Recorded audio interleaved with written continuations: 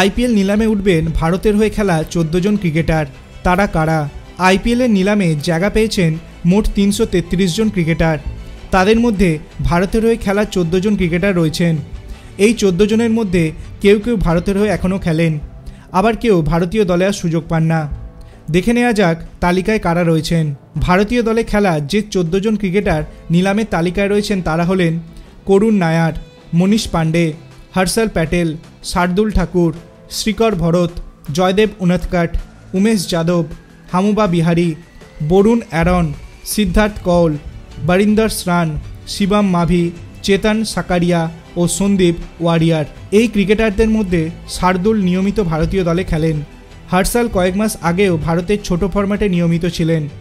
শ্রীকর ভগত বিশ্ব টেস্ট চ্যাম্পিয়নশিপে ফাইনালে ভারতীয় দলে খেলেছেন, কিন্তু করুণ, মনীষ, উমেশ, উনাদকট, বিহারিরা অনেক দিন ভারতীয় দলে সুযোগ পাননি। অ্যারন ওর বরিন্দর আবার ভারতীয় দলের হয়ে খুব কম সময়ে সুযোগ পেয়েছেন।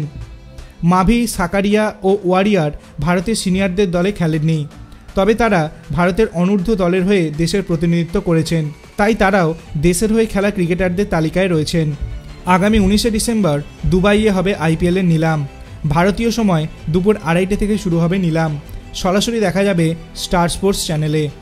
আপনাদের কি মনে হয় এইবারের নিলামে কোন ভারতীয় প্লেয়ার সর্বোচ্চ টাকায় বিক্রি হবে?